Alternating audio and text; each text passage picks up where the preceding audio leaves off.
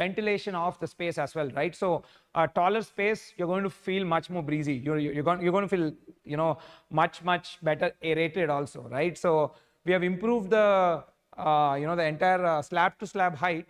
Standard, most of our competition is giving 3000 as a standard height from floor to floor. In Broadway, we have increased by 300 that's almost 10%. So the floor to ceiling height is 3300 that is gross. So you can see slab to slab. Clear height is going to be 3050 There's going to be a slab thickness of approximately 150 to 175 and then another 75 to 100 of flooring and whatever mortar. And then you're going to have a clear height of close to 3050 So that's roughly around slightly about 10 feet if I'm not wrong, right? Again, this also adds to the entire aspect of the space in your apartment. Right, and again, something, our key feature, what you can see, this has been our best seller, and it has, now that we have handed over projects which have outdoor living, we're getting great feedback from all our customers who are living there, where they're telling that whenever their guests and friends and family come over, they all intrinsically gravitate towards the outdoor, the big balcony, the outdoor living, and they're really enjoying that space. So again, learning from our other projects, here the outdoor living is, I would say, 15% to 20% bigger than what we have given in previous projects. Again, with the advantage of curtain wall, what's happening is all the other balconies have been converted into the room, thereby maximizing the carpet. And naturally, because we could increase the carpet, here we could negotiate and we could increase the balcony size, outdoor living size, which is almost 15% bigger than all our previous projects. So it's really going to have like a your own patio in the sky, right? That's how it's going to look like. This is one of the renders what we have done to give you a perspective of this entire thing, right? It's going to look very sleek and classy. So another key aspect, picking up from the earlier aspect of privacy, where we again sort of innovated on a new concept called dual sync spaces. So when we were talking to some of our customers, especially those who were, I would say, in the 40 plus age group, were mentioning that, okay, in the current house where they are staying, when the guests come over and then they are sitting in the drawing room, there is a clear visibility to living room, thereby the entire house has to sort of become more formal. So then we sat down with this problem and see, okay, what sort of solutions can we come up? And that's what we came up with, this idea called dual sync spaces, right? So this is what the dual sync space means. You can clearly see the drawing is totally made exclusive from the entire living and the dining aspect. So that you have a guest coming over, your family life will not be disturbed. It can move on seamlessly. Again, this is something which a lot of our customers have really appreciated, and we could do it in some of the floor plans. Again, in every floor plan, it wouldn't be possible. But again, this is mainly, we saw that this requirement came in the slightly larger families and families who are more in the 40s. People probably in the 30s, they didn't really cite this as a requirement, but yeah. So we call this dual sync spaces, where you have a totally private drawing and a living space. So if you have any guests or anybody come over to your house, your family life need not get disturbed. Rest of the family need not get disturbed. So that's another key innovation what we have done in Broadway. Right, so this is again a sort of a small render on how that space is going to look like. Right, now let's get into the second aspect of the lifestyle grid. Right, the second aspect is practical luxury. As I've mentioned earlier, right, so most of our customers from a behavioral standpoint are double income households. So what happens in a double income household? Both the husband and the wife are working. So when both people are working, naturally there is a dearth of time, right? People have close to 40 to 50-hour work weeks, and then you got to manage a house, you're going to manage the entire, your daily utilities, grooming, and all of these sort of things. So again, we came up with this concept of practical luxury, where the idea was all the key day-to-day life utility services should be within 100 steps. Like within a minute, you should be able to go there. That's the idea, and that's what we call practical luxury. So let me delve into it, again coming from a customer research. So as I've mentioned earlier, right, 82% of our customers have mentioned that they're exposed to hybrid work, right? They're working, some of them are working actually, full-time work from home they are doing. Some of them are doing hybrid thing. In fact, a good number of customers we have NRIs, right? So they were telling that when we come over, like some of them are still continuing their work in the US, or some of them when they come over here for a couple of months, they are still continuing their work, right? So again, so this has been something, a key bestseller again for us, is the entire concept of co-working space. So roughly we have given close to 9,780 square feet of plinth area in this co-working space, again split into 2 levels. Now where is this coming? This is coming in the Tower A ground floor. Again, learning from our past experience, in our previous research, we found out that whenever any amenity moves from the ground floor to the first floor, there is a drop of 83% in footfall, right? So we wanted to design the entire podium in such a way that all your most used amenities are just very close to you, that is within 100 steps, and also your entire podium becomes very active with people. So at the podium level, the society should be buzzing with social life, with people, like, with people talking to each other and, fostering new relationships.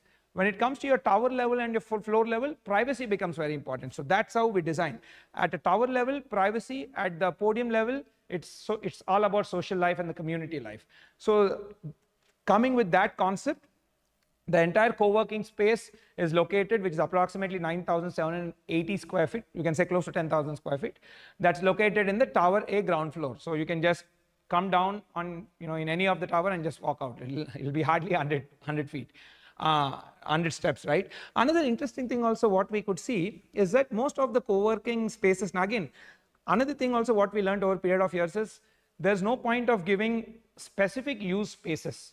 The problem with specific use spaces is after a certain point, it's not really used.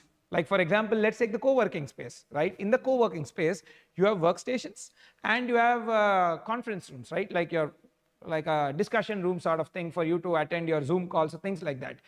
Most of the places we saw that, okay, when we were doing research, people are using this majorly during the, typical office hours. That is post 6 or things like that. It's generally idle. Most of them are idle. So we thought that, okay, instead of giving separate spaces for tuitions and all of this, what does tuitions also need? It's the same ecosystem, same infrastructure. They need a sort of a discussion table and similar infrastructure which is required in a discussion room of a co-working space. So we merged this. The discussion rooms of co-working space can be booked by people who want to attend their Zoom meetings and by kids who probably want to, put their tuitions also. Thereby you make the utilization of the space much better. So more the space gets utilized, lesser would be its cost of maintaining, and it will deliver more utility, right, to wide set of audience. So learning from that experience, so we made this into a little more multifunctional space. So kids who are studying also can sort of book a discussion room, like those mini conference rooms, sort what we call, and then they can put their tuitions and all those sort of things here. So again, this is located in Tower A ground floor. And again, a small part of it is located in the Tower A mezzanine. So you can see the internal staircase. You can get on that staircase and go to the higher floor. Of course, the discussion rooms and all the minor level furniture planning will improvise with period of time.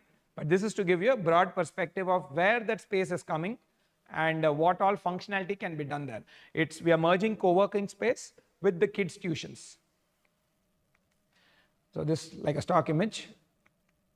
Right. Another next important thing which our households are, I've mentioned again, the fact that this I think is also coming mainly from the aspect of both wife and husband working, is that people have said that they need a space where they could sort of put their valuables. Because these days, when people are working Monday to Friday, let's say there's a party on the weekend and you have to go to the bank and bring your jewelry, right?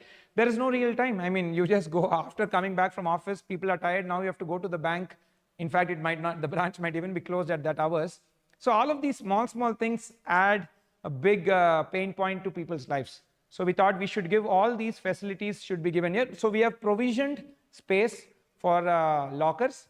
We will be tying up with one of the major banks closer to the handover. So they will be setting up the entire infrastructure. Right, approximately 1100 square feet what you see. Where is this located? This is located in Tower B ka ground floor, right? Again, a very, very important, I would say, feature which our customers wanted, especially our women customers. mainly from the point of storing jewelry and even important documents also these days people are storing there. So this again just a stock image. Next, another important thing is the entire aspect of grooming. Apart from your monthly grooming things, which people have to go on a monthly basis and get a haircut or a shave and then done. Another thing what we have been seeing of lately is this entire aspect of when people get ready for marriages, especially marriages or any events, right? It could be a birthday party or anything.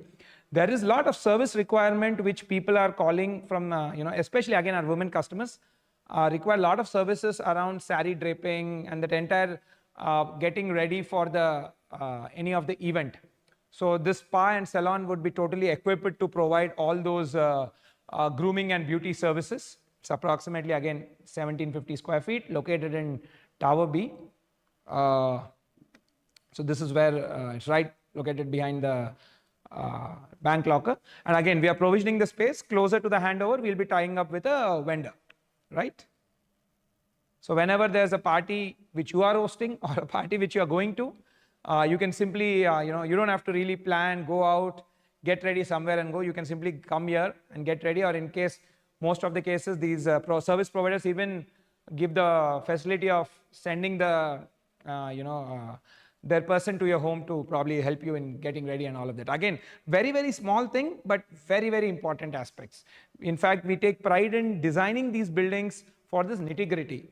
This it's just like how any of your car or any of your phone and all, they have multiple features which makes your life easy. Imagine like living our life without most of this quick commerce or e-commerce apps. How much difficult would it be? So same way, I think the building as a product should deliver on multiple features. So I would see them more than amenity. I would like to use the word of features. Right, this again just a stock image. And then again, our day-to-day utilities, this has been the most important thing, supermarket. Here also we have seen that when supermarkets are right on the ground floor, people are more incentivized to move out, come to the shop and buy, rather than probably buying from their home, which also I think the service provider does. But yeah, again, you can simply come down. It can be a quick 100-step activity, and you just in 2 minutes you can reach out, buy whatever thing you need, and you can go back and continue what we're doing. Again, approximately 1430 square feet, located on the ground floor of Tower B. Again, a stock image of that. Another very, very important aspect is the entire concept of medical office and physiotherapy. So when we were doing product research, again, when we're talking with our customers, they were telling that, when our kids get sick, and some of the customers who are more in the senior, who are more like around 45 plus, they were telling that our parents stay with us, and most of the, when we dwelled into that aspect of information, most of the parents have some sort of physiotherapy needs, is what we realized, right? And because they don't really, that service is not available conveniently, people don't really end up using that, end up doing their necessary physiotherapy activities, which is sort of degrading, causing a strain on their physical well-being.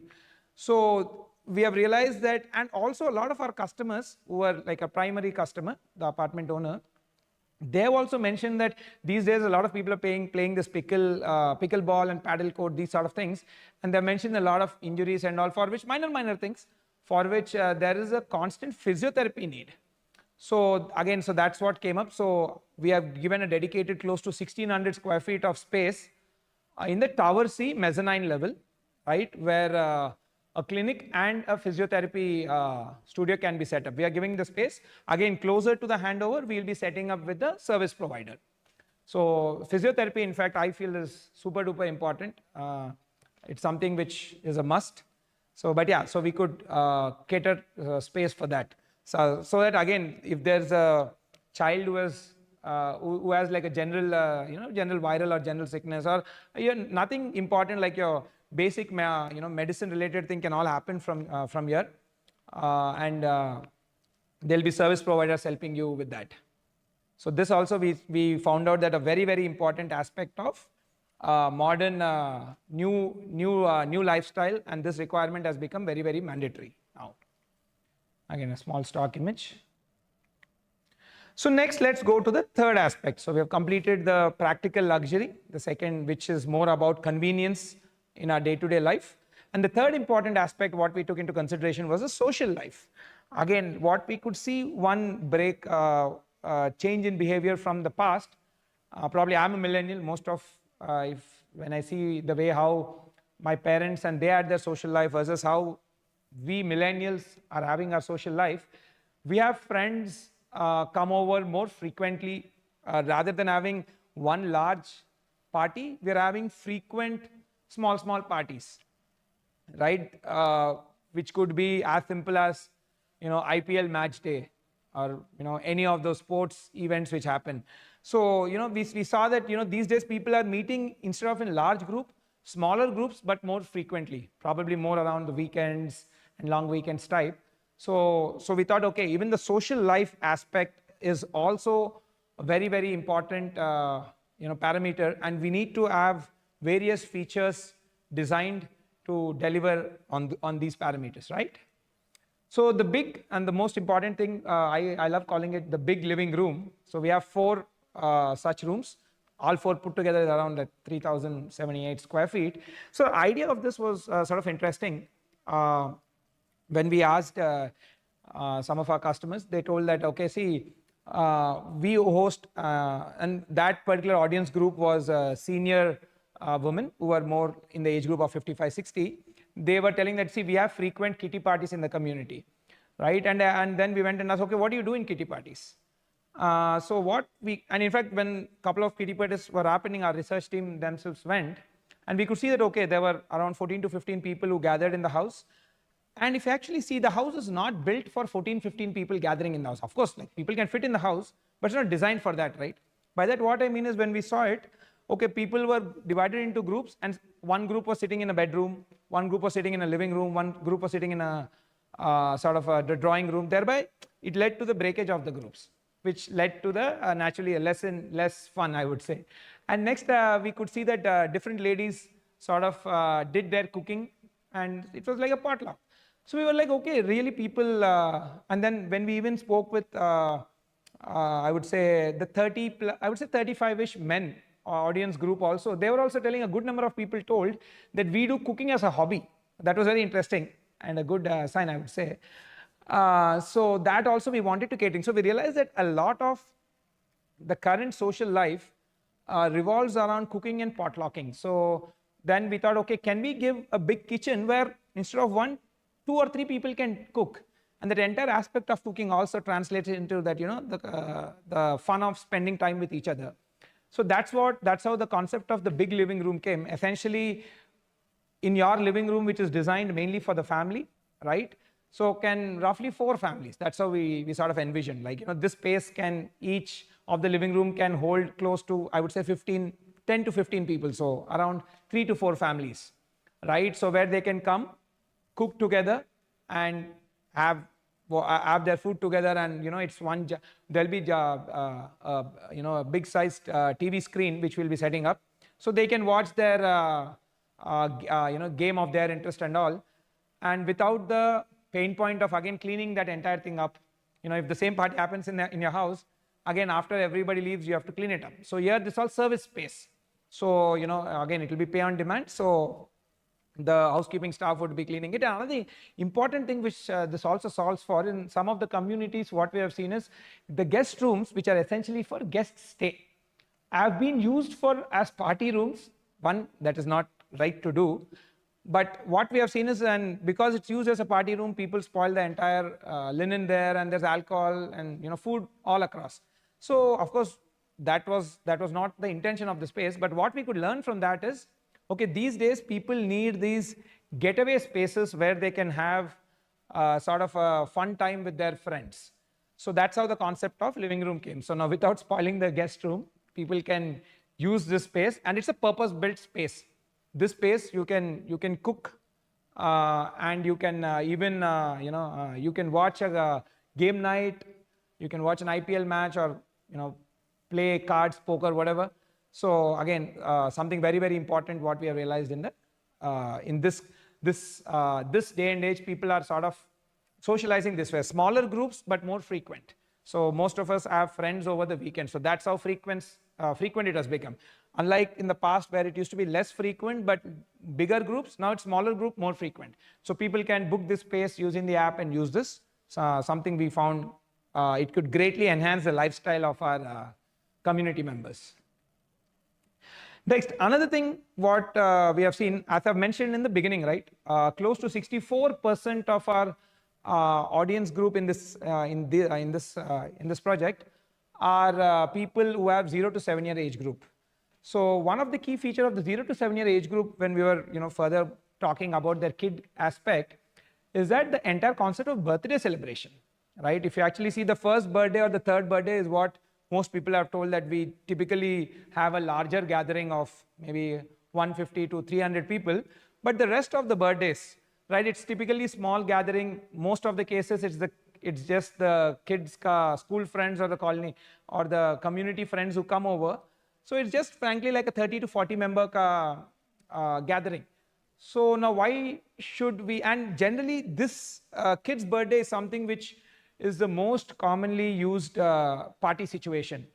So, and what in some cases, the big party hall, or I would say the multi-purpose hall, has some other event, then the kid's birthday party cannot be celebrated. And frankly, it's a very small, typically the number of people who come here are around 25 to 30 people, mostly kids. So we thought that, okay, given that this community has many kids in the 0 to 7 year age group, what we have seen is again post 7, typically these birthdays come down, and after once kids have reached teen, parents have told that they typically celebrate with their friends, they go out to a mall or something. So given that there's a huge, significant number of kids in the 0 to 7, so we gave a dedicated separate kids birthday party area, approximately 664 square feet, located in Tower Sika ground floor. And this is again strategically located right outside your outdoor play area. So when we actually went to these kids birthday parties I've seen, we realized that most of the time kids spend playing, right? And in the last half hour or something, they cut the cake and have the snacks and then they leave. So it's strategically located in between the indoor play area or indoor play zone and the outdoor play area, so that kids can run around and have their fun. Right, so again, a simple stock image. And next, another important thing, guest room. What came up in our research is our customers have told that, a good number of them are people, where their parents are not staying in Hyderabad, right? Most of the customers have told that, audience have told that their parents stay in the villages, or more so, even if it's not their parents, it's any relatives who are coming over. Especially this requirement came from our clients who are more from the outside Hyderabad, right? North Indian or Central Indian sort of people who are not from Hyderabad. So they have mentioned that they have friends or relatives who come over to the city and they show them around, when festivals are there and things like that. So again, guest rooms is something, in this we have come up with a good ratio. So we have 9 guest bedrooms, so availability will be much, much higher. Again, this is also spread in 2 levels, the ground floor of Tower B and the mezzanine. This is a ground floor plan, this is a mezzanine plan. Again, all of them are located on the podium level itself. So that even for your guest also, they need not really know the map of clubhouse, which floor, which corner I need to go. You just come down, you're going to find it. So it sort of is very intuitive planning, I would say. Right, and next, located in the clubhouse, we have a giant banquet hall with a pre-function area and sort of a pre-party kitchen. You can't cook there. It's not allowed from a safety standpoint, but you can do preheating and plating, essentially plating aspect.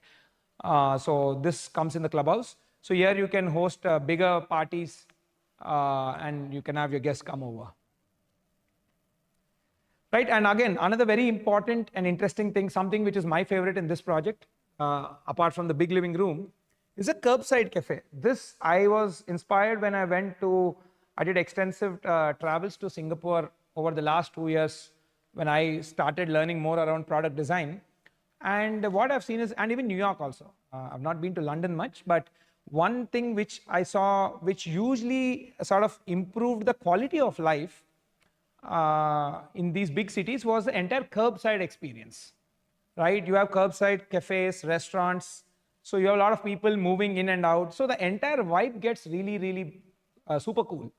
right? So this idea was inspired from my travels to those places, and we have given provision for two F&B spaces with their respective kitchens.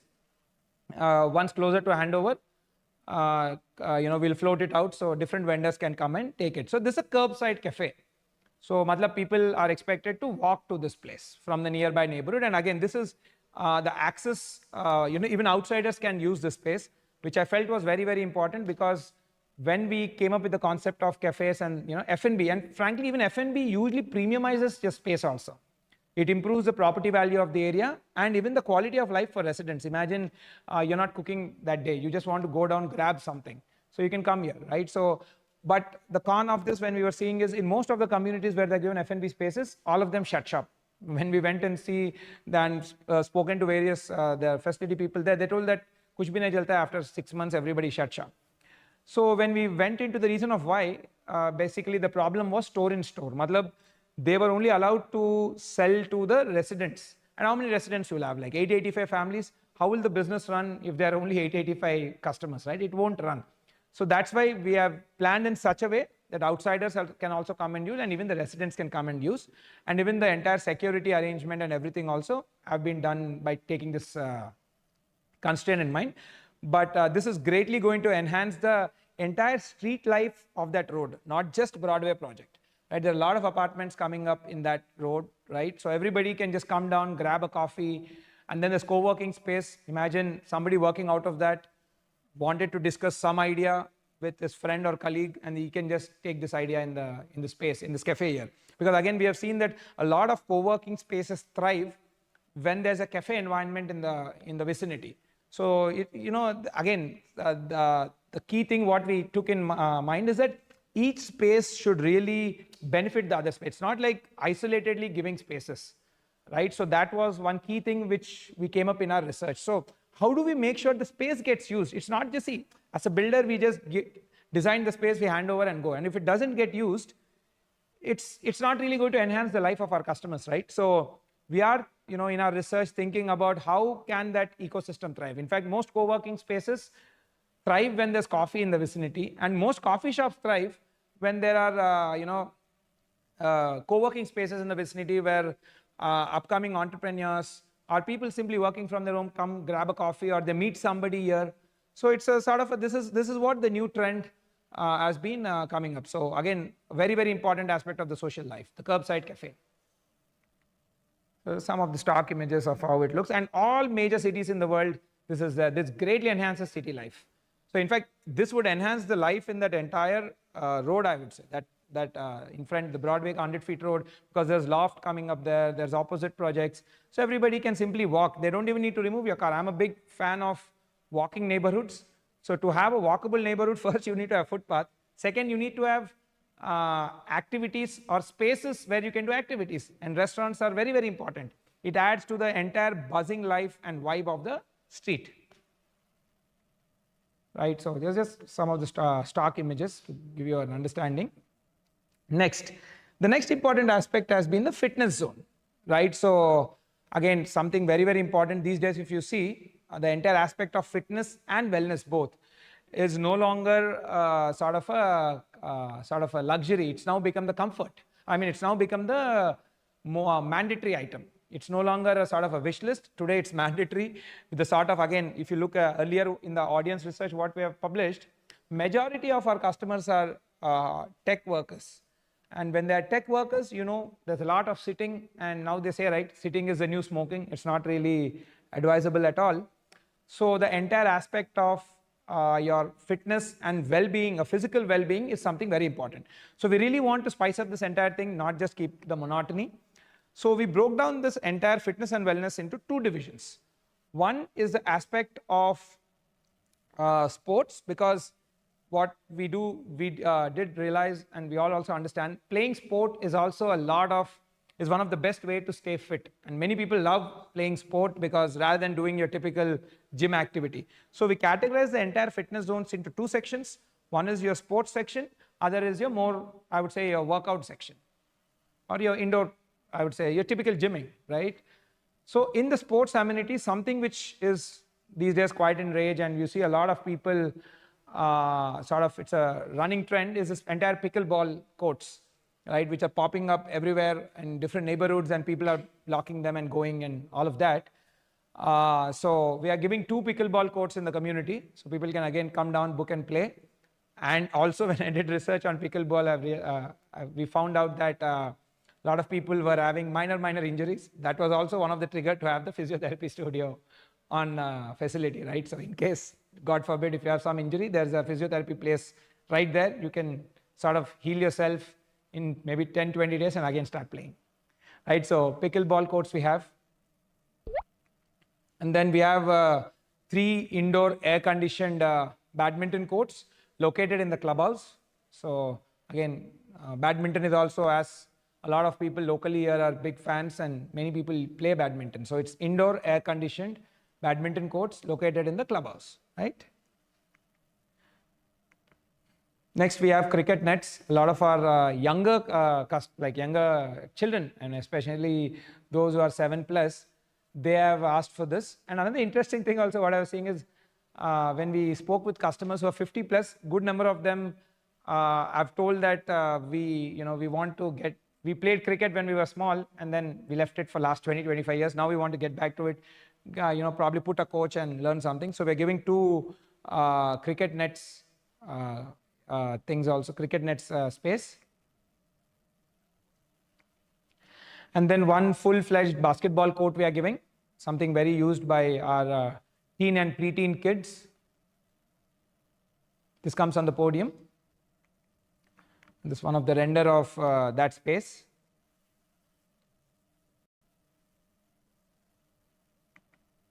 Yeah. Next, you have the fitness zone. So this is more like your indoor workouts, right? Or what you might call typically your gym sort of things. So the gym in this is close to it. Again, it comes in Tower Sika ground floor.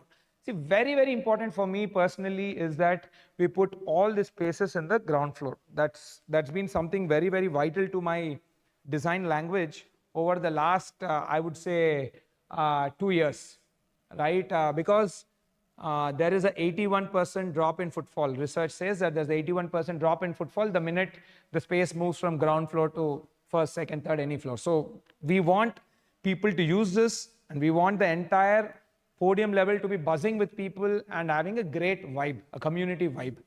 So again, this is located in Tower Sika ground floor. You can just wear your shoes and come in 100 steps, you'll reach this place.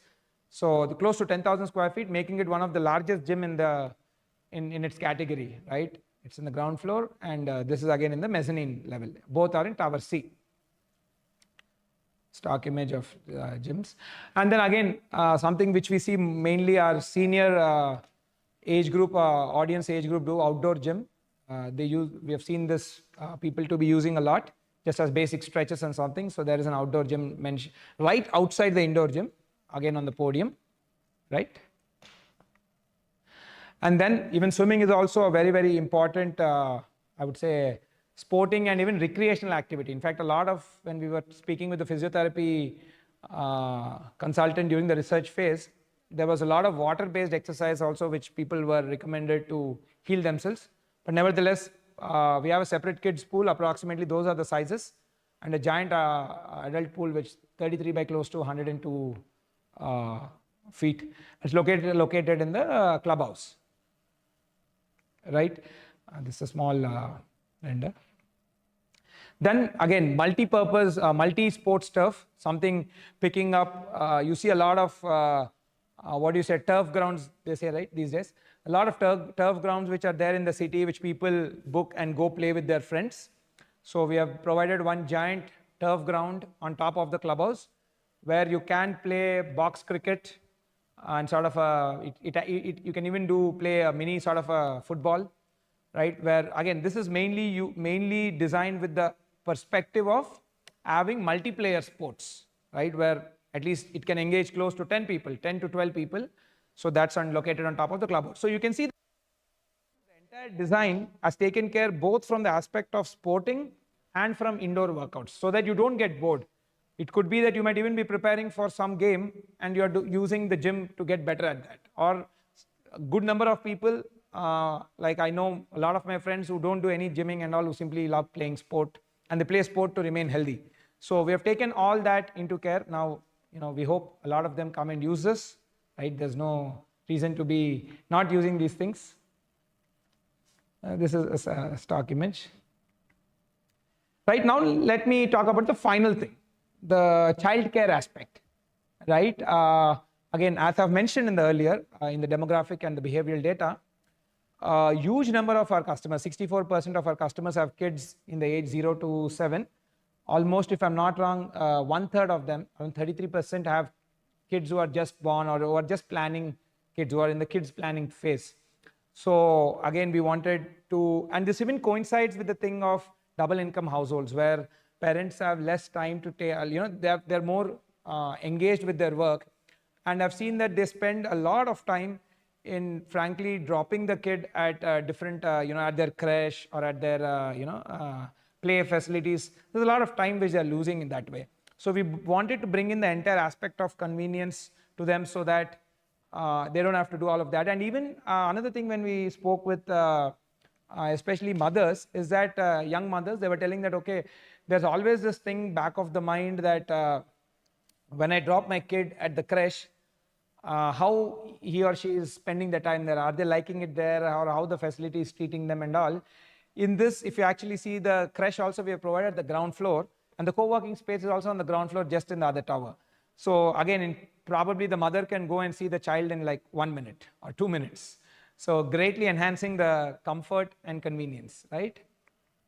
So this is the creche, approximately 2,000 square feet, located in the ground floor of the tower. Again, you see the entire amenities, majority of the amenities, we made sure that they're on the ground floor, so that people can easily use each other. Imagine like a working mom just coming down to the co-working, dropping her child at the creche, and just walking 20 steps to the co-working and working out of the co-working place. And then maybe, when she's on a break in like an hour, hour and a half, she can just go back and see how her child is doing. It greatly adds to the mental peace and convenience. So that's how we planned. So these, and the fact that you're coming down to the co-working space, there's a better chance you're going to use the creche also. See, each space feeds into the usage of other one. So we are really, we want to build spaces which amplifies usage. So we are, so the community, when people who have bought, they can, sort of experience more value out of the product. So creche is located in Tower B ground floor. Another important data also, I want to point out, when we were talking with child psychologists or creche designers, they were telling that in a lot of places, right, when the creches were given in the first floor, it was really adding first or second floor. We have seen, in a lot of places, creches are not prime spaces. So they're sort of tucked away in some corner, some cases the basement, some cases third floor of the clubhouse, never really on the ground floor. Ground floor goes for prime time activities. They have mentioned that when the creches were not in the ground floor, it really increased the, the child safety threat. Because kids, then what was happening is, most of the time, the kids had to be kept in the creche space, indoor space only. But if you actually see kids in that age, they love running out. Kids in the, the 1 to 3 year age group love running out into the open. Now imagine if the creche was in the second or third floor or the first floor, how can they do that? So what happens? Naturally, they'll be just confined within the closed spaces, and they will feel claustrophobic. I mean, kids are, are beings who want to keep running and moving around. So the creche designers, the child psychologists mentioned that from a safety standpoint and from a kid experience standpoint, it adds great value if the creche can be given in the ground floor. So this was taken from that research, what we did. And from then on, most of the creches, what we have given, we have made sure that it comes in the ground floor, most of them. But yeah, in this project, though, it's clearly on the ground floor. So kids can run out, and it becomes a lot more simpler for everybody, I mean, for the kids and for the service provider tomorrow to operate the space, right? Just a stock image. And then next, indoor kids play zone. It's close to 3,450 square feet. Again, this is something which I got inspired from my own story. I have 2 kids, one is 5 and one is 3 years old. And one of the best activity which I do sort of monthly twice to keep them very engaged is when I take them to the mall and they play in that entire play zone. It's almost impossible to get them out of that place, right? That place really hooks them engages them in their entire playing aspect, right? So then I got the idea that, yeah, why am I taking my kids once in 15 days? What if, they could go there much more frequently, because a good number of them have even like role play based playing and all of that, right? It really engages them, that particular age group, essentially I would say 2 to 7 or 2 to 8ish. So again, so that's when the aspect of convenience. So can we bring in this play zone which are typically found in malls into a community? In fact, we are the first people to do it, and we have done it in Spire project. These are the actual photos from that project. It's always full of kids, 24. This is, in fact, this has been the space which is most used by the community members. You will always see kids playing around in that area. I would definitely recommend parents that you please, while this happens, please make sure you use the guideline of how to use. Sometimes I see people running with their shoes, it will spoil the material. But anyways, that's for a later day. So this space is something we have seen hugely, I would say, engage our kid customers, right? So, so this is given close to, if I may iterate, where is it? Yeah, close to 3,500 square feet, located in Tower C ka ground floor. If you just look little down in the plan, the kids' birthday play area is also there. When we actually went to these kids' play zones and we have done research, most of the times these kids' play zones get booked out for kids' birthday parties. So the typical birthday party ka theme these days is that, okay, you invite kids, friends to their play zone, they play for a couple of hours, and then they cut cake, eat snacks, and go. So that's the level of detail how we designed this. So the birthday party hall is also right below the kids' play area, so that they can, easily, they're right across. So it can, they can play here and then go to that place and do the rest of the activity there. So the entire, what I call sequential space planning, is something which we really put a lot of effort in this project. Yeah, so this I, and then the outdoor kids play area. There's also a big space right outside behind the Tower C. So specifically catered to the kids, outdoor kids play area. Right, and then, okay, I think it's just reiterating the kids' birthday party area, what I've mentioned earlier, right? So if you see, the kids' birthday party area is sandwiched between the indoor play zone and the outdoor kids' play area, so that, your child ka friends from, the school friends or whoever, they come over, they can have a great time here. And typically these are smaller groups of 30 to 40 people, so they can quickly finish that activity in like 2-3 hours. And probably it's a much more engaging and a better way to do it than doing it in the multi-purpose hall. Imagine that's in the first floor, where will kids run and where will they play, right? So this is what I would say is the entire concept of sequential space planning, right? Kids' birthday. Now let me, again, one of my most favorite topic, arrival experience, which I'm sort of delving more into more project after project to give great experience right when you approach the property, right? So this is how a small render of how the entire, I would say, the arrival experience, the main gate part looks like. Just made like a small, I would say, visual, just to give a perspective. Let me just go back. So as you can see, right, the entire, this is the view from the street side. So it's a building, the F&B places is what you can see there. So it really invites people. See, one other thing which I really don't like, I mean, I would say more than liking what I've seen in my travels to Singapore and New York, is that buildings are really approachable. Like you can easily get into them. You don't have like giant gates or walls which are sort of pushing away people from the neighborhood. So we wanted to have an approach where the building reveals itself smaller, great entrance spaces, but lesser. I would say you can see inside, go inside, because frankly the F&B will really thrive on the great footfall. If you have a good looking space, that's great. That's usually going to increase the footfalls. Greater footfalls, better business, you're going to have better service provider. Better service provider, better, more utility for the entire customers who are staying there and for the customers in that street, which will increase the property value. Frankly, in fact, now I'm doing a research on quantitative, how number of restaurants really increase the property prices in that area. And there's a good correlation, right? So we are doing research on that. But yeah, anyways, more number of restaurants increase the footfalls, increase the entire experience of that particular street. So you can see the entire main part is designed as a very welcoming thing, so that anybody can come and sort of use the F&B spaces, again, without losing the aspect of safety and security, right? In a later, we have taken care that, you know, at various aspects, even the safety and security aspects are met, because strangers cannot walk into the building. So we have designed in such a way that both are taken care, right? Just like so this is again a small, I would say, diagram of how logistics and movement happen. As you can see, the golden line, that is a cafe entry where people can get dropped off and move. But frankly, this is mainly designed from the perspective of walking curbside restaurants, what we call. So people are expected to come here by walking, simply walking on the street, right? That's what we want to encourage in this line. And luckily, this is a dead-end road, at least as of now, right? So dead-end roads have less traffic, so people can walk a lot more, thereby enhancing the entire community and neighborhood aspect of life, right? So people can, you know, the cafe entry is shown in such way.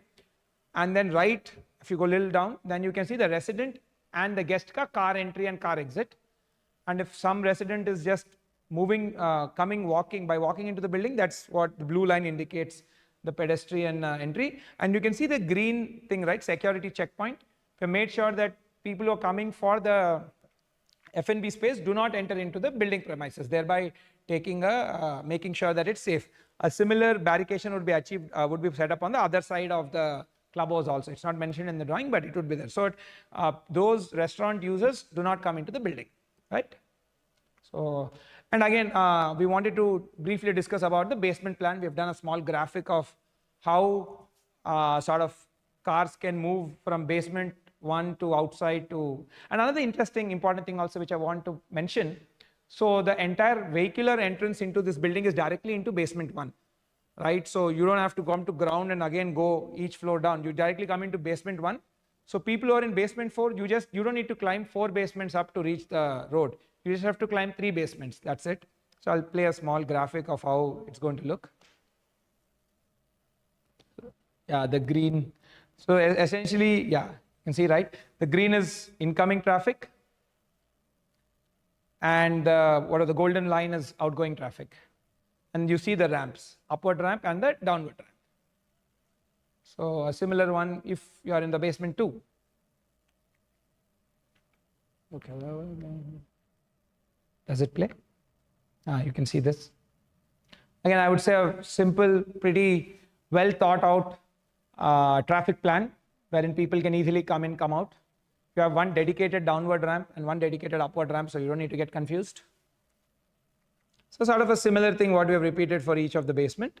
It's sort of a self-explanatory thing. Let me go to the next one. Again, if you're in basement 3. So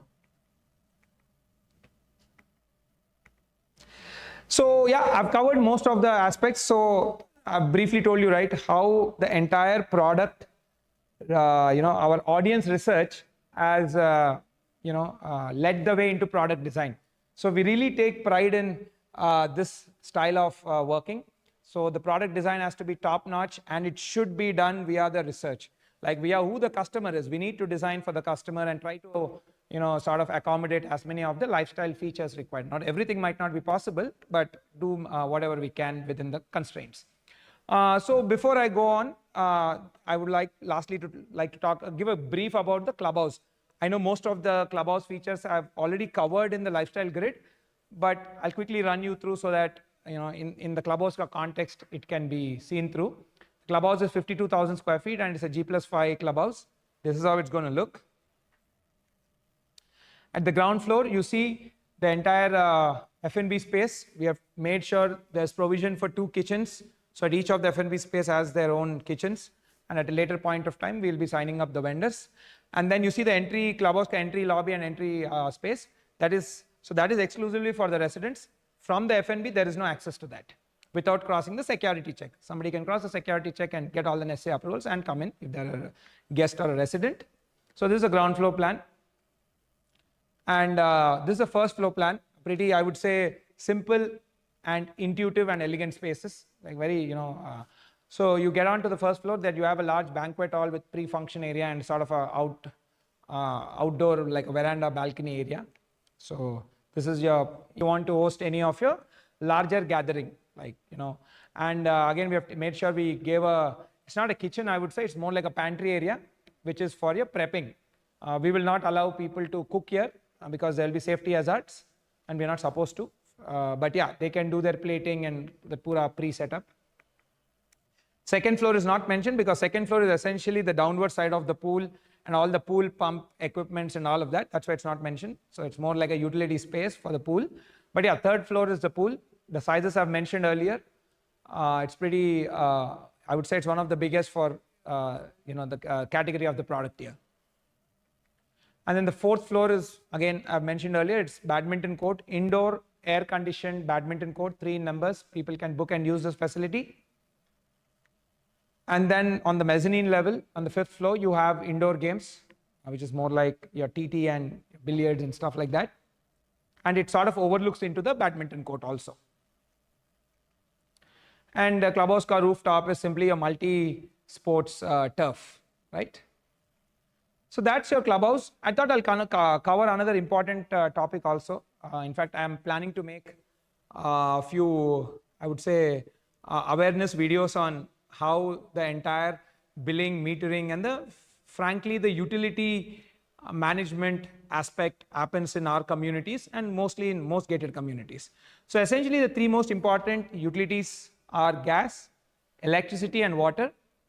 And in this community, all 3 are metered and prepaid meters. Matlab, you pay first, and as you use, the bill gets adjusted. So this is mainly done from the point of view that people do not free ride. Nobody likes if another member of the community free ride, and frankly, it's not even the right thing to do, and that will kill the entire maintenance of the building. So everything is prepaid meters, and of course, you can pay them online via the app, and it will give you alarms and all also when the balance is less. And another thing also I would like to point out is there is flat level billing and there is a common area billing also. So typically what happens, let's take the case of electricity because this is most commonly used topic area, right? So electricity, what happens is every month the electricity department issues only one bill to the entire community. Let's say that bill is now 100 rupees. Now how that 100 rupees has to be collected from all the people in the community, right? How do we do it? So there are meters established at every flat. Let's say I'm flat number 501 and I've used, let's say, some 10 units of power. So based on my meter will tell me exactly how many units I used. Whatever the rate of the unit into the quantity gives my bill. Now add the bill of all the people in the community. Let's say the government ka bill is 100 rupees, and when you add a flat level bill, which we call your flat level billing, which comes from the meter. So you are only paying what you are using when it comes to your flat billing, right? On top of that, now you have common area things. What happens in this common area things? All your corridor lighting, your lifts, your mechanical, whatever, pumps, equipments, clubhouses, lobbies, there is a lot of energy requirement for these things, right? So all of this gets divided by the number of flats, and people have to pay. So let's say 100 rupees ka bill, one single bill government has given. Based on the meters, all the flats ka billing happens some 80 rupees. The last 20 rupees is divided into all the flats and people have to pay that. Irrespective of, let's say now you have not used the flat. You are staying, you have gone for a tour for 2 months, right? In that case, your flat electricity bill will be 0 rupees because you have not used anything there, you're not going to pay anything there. I mean, there's no consumption, but you will get a common area bill. Right? So approximately the common area bill for electricity in the communities what you have handed over is roughly around 1,000 to 1,200. Again, this will depend from time to time when the energy prices change. So this is how it happens. So there is a flat level billing which purely happens as per your usage, which is, I would say, majority of the bill. And the minority of the bill comes from common area billing. People will have to pay because if you don't, then your property value is going to come down. So, and there are meterings for at a flat level, the gas, electricity, water, everything is metered. So you will be paying for what you use within the flat, right? Then pretty much I've covered my side or what all points I wanted to talk, and frankly the design thesis of Broadway, why we have designed it like this, and I'm very confident that we have delivered on the entire aspiration aspect, which is more like the look and aesthetic, and the functionality aspect also. By and especially the curtain wall has been a sort of a game changer for us. A very new concept, like how outdoor living was a super feature for us in the past. Now we went to version 2 where we have outdoor living plus curtain wall. So this is a small snapshot of the, I would say, the entire elevation of the building. It looks sleek, tall, close to, if I'm not wrong, the 50 floor tall buildings. So it will look like any modern day, urban skyscraper. So one more thing before I move on, I really wanted to thank you all so much for making this entire Broadway a giant success, and really frankly changing the sentiment of the entire market, right? And I feel very rewarded and happy, and really satisfactory that all the research what we have put in, you guys have greatly sort of validated that, and it feels really satisfying. So thank you all so much for making Broadway a giant success. And not just a giant success, you guys have changed the narrative of the Hyderabad real estate as well, right? Most of you know the narrative has been not so great over the last 1.5 years. So thank you so much. We have really lifted, you guys have really lifted the narrative of real estate. A lot of people have called and told me that, their footfalls and everything has improved post Broadway. So thank you all for that. So I thought I'll even share a little lighter moment, which online I just came across one small meme.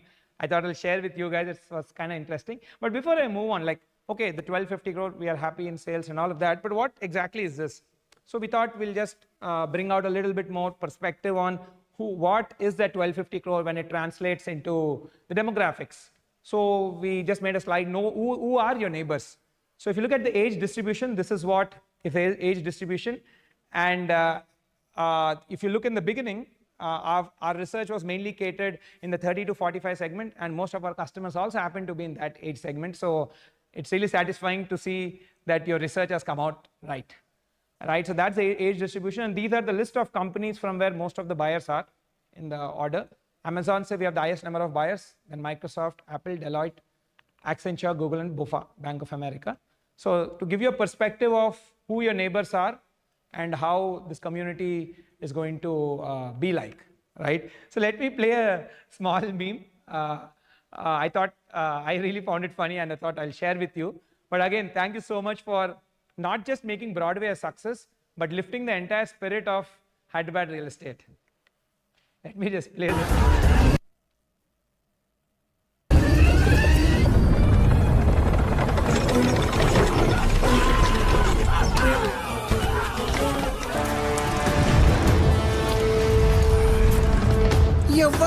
ఎవ్వడంట నిన్ను ఎత్తుకుంది ఏ తల్లికి పుట్టాడో ఈ నంది కాని నంది ఎవ్వరూ కనంది ఎక్కడా వినంది శూన్యరాయి ఉందేమో గంగధరికి లింగమే కదిలొస్తానంది.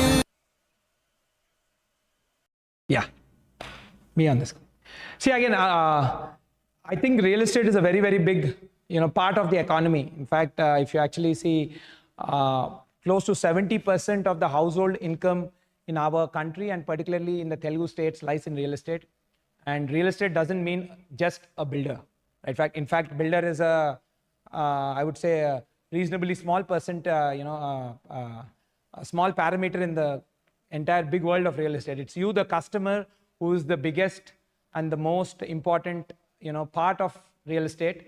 So it's not just about Broadway, it's not just about sales and all. Okay, wo to chalta hai na, like it happens, it's okay. But I think what you all have done is really change the entire sentiment and spirit. Again, an industry which caters to so much amount of employment and contribution to GDP. In fact, the last quarter GDP numbers came out well because a huge performance improvement happened in the construction sector. We contributed 9.4% to the GDP growth last quarter. So thank you all, and welcome to ASBL family. Thank you so much. So that's it from my side. So before I move to the Q&A section, in case you have any doubts or anything, I'll just stop on the slide for a minute. There are sales managers. You can take their numbers and reach out to them in case you have any query or anything particular to your purchase or something like that.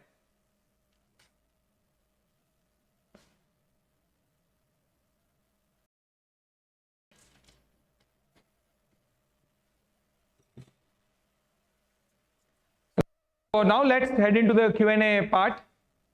Sort of, it's going to be a good real-time live interaction. You can scan the QR and you can type in your questions. I'll try to answer as many as them. I'll just be back in a minute.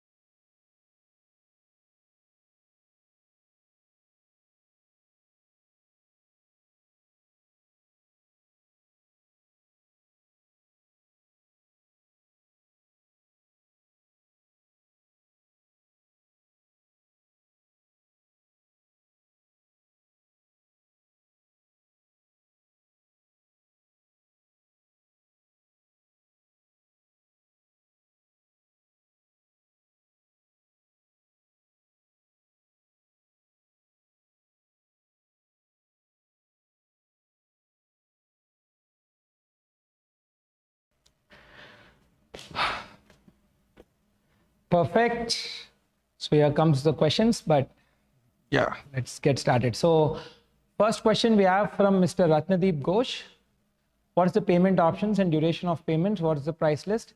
Sir, you can check out these things on the website. It's clearly, you can go to the price section.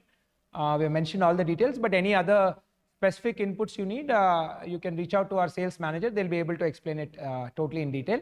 Thank you. Next, we have Ms. Neha. Is there a temple provision in ASBL Loft? Yes, ma'am.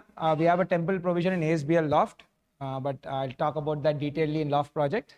In fact, we have a temple provision in Broadway also, but it's a provision. We'll see to it down the line what can be done. Next, we have a question from Mr. Arun. Any future projects?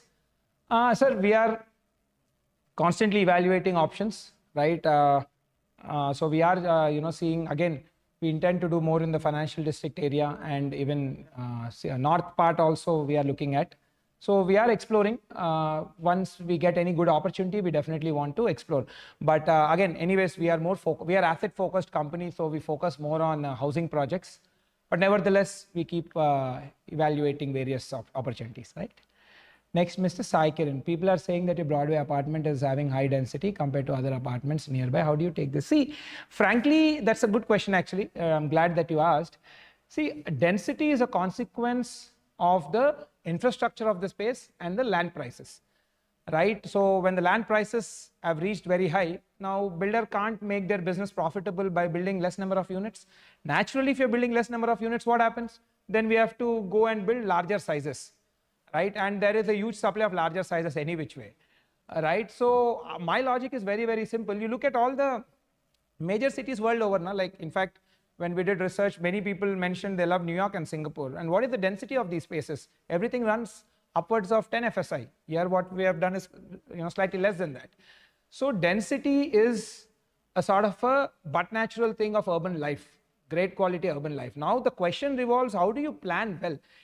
Of course, density brings certain problems that you need to plan well. That is why if you look at Broadway, we have 52,000 square feet of amenity space. If you look at generally as per norms, we need to provide maximum of 50,000 square feet or maximum of 50,000 square feet of amenity space is what we as a developer need to provide. But if you look at it in Broadway, we are providing close to 107,000 square feet. So in terms of your saleable area, that is 5.1%.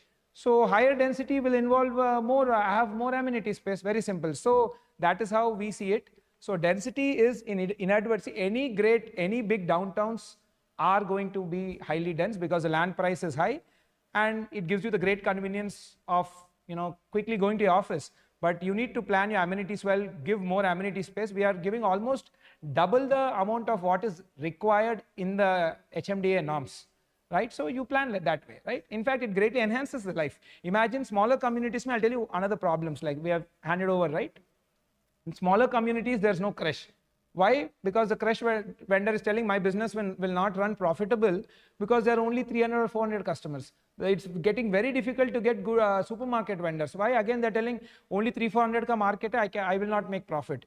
So if there are more number of customers, it adds to the services. Now imagine the crash provider is not there.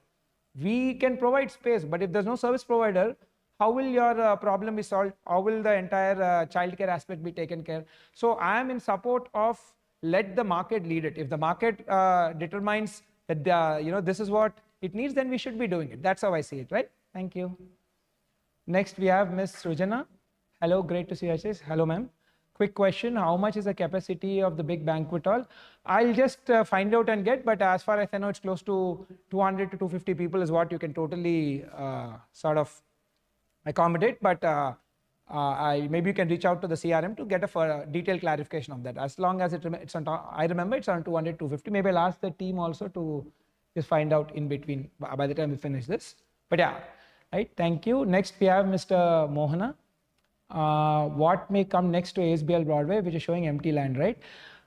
Sir, I think maybe another apartment project or a commercial project might come. Again, you know that this is a highly coveted and the most sought after real estate neighborhood in the entire Hyderabad city.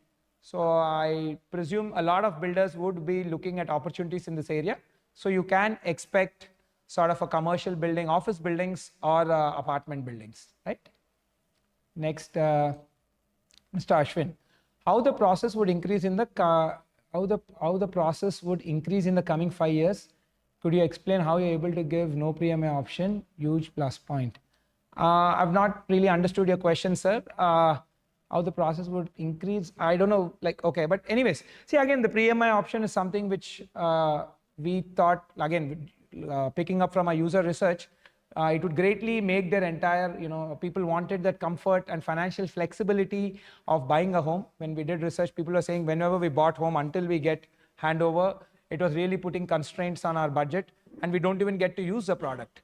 So that's how this idea of pre-MI, we got it approximately now it's close to 5 years. And we have given pre-MI, we have processed pre-MI payments monthly for now 4,000, I would say 57 customers. That's the number of customers to whom we have done it over the last 3-4 years. And many people have given great feedback on how it has helped their, ease up their home buying process. So we use it mainly to ease up the entire, sort of give more comfort and buying and ease up the buying process for our customers, right? Next, Ms. Akshita. What all facilities, amenities will be chargeable and the rationale behind it? What will be approximate charges apart from the monthly maintenance? A good question, ma'am, actually. We'll provide a detailed list. But I would say what all on top is your multi-purpose hall would be chargeable, right? And then your gym would be chargeable. And next, the play zone and play zone is free. And I would say the what else is there which is chargeable? Gym, multi-purpose hall, swimming pool is free. Badminton courts all sports are free. But we'll release a detailed list on what we are chargeable, and that's a good question. What is and even the co-working space would be chargeable. What is the rationale behind charging? That's a very, very important question. Thank you for asking. See, what happens is we are giving the space, right? And you are paying for the club and amenities as a customer, you're paying for that. With that, the infrastructure gets built. Now, infrastructure alone is not sufficient. You need a service provider. Who is service provider? Matlab the person who is housekeeping, right? And there's electricity charges which gets used there. Let's say now your co-working space has got all the printing. Now frequently all the printing and stationery equipment needs to be, maintenance, upkeep and all happens. That is why we charge it. And whenever we have not charged, in some of the, actually in the beginning when we did not charge, later the community president came back and told that it hugely increased their, they were not getting sufficient money to run and upkeep these spaces. Thereby some of the spaces they couldn't upkeep and eventually it just disintegrated. So these charges again will not be some major amount, it will be minor. And and it's mainly done to make sure the space survives. We as a builder are providing the space, but for the space to survive, it daily needs to be cleaned, it machine ka oiling and all of that needs to happen. That is what this money goes towards, right? Thank you. And I'll ask the team to release a detailed list at a later point of time, right? As we know, it's a high rise, but how strong the glass window which can handle storm rails, which is rare though. Mr. Abhishek, yeah, I mean, this is all, so it is strong enough. There are consultants who are designing this for, by keeping all the safety standpoint, and there are like NBC codes, what we call National Building Codes, which give guideline on how this should be. So you can be rest assured that they're strong enough for any of those things it can easily handle these sort of situations, right? Thank you. Next, Mr. Rohan, could you brief on how the cash flow would work and would be safe in a position, and would we be safe in a safe couple of years considering this market? Don't worry, sir. We as a brand, I keep in various podcasts also, we do a lot of financial closures. So we have good banking ties and good amount of our own money and equity to finance our projects. So you can be rest assured that from a cash flow standpoint, it's totally safe. Thank you. Next, any details on EV charges? Yeah, we are providing provision, right? We are providing provision for 5 car parks at each basement level. So you've got how many? You've got 4 basements. So at each basement level, we are providing space for 5 car parks to have EV thing. And the entire EV setup will be done by a third-party vendor. He will come and set up the equipment, and it will be like a pay and use sort of a facility, right? And it will be there at each basement level, right? Please throw light on ownership of F&B space after 2 years. It belongs to the community. Actually, it should have belonged to us, but I think there was some miscommunication. So in the best interest, we have thought, okay, it belongs to the community. So whatever rents come from that space will go towards the common area billing, and whatever minus amount is what people will be paying. It will go into the maintenance kitty, right?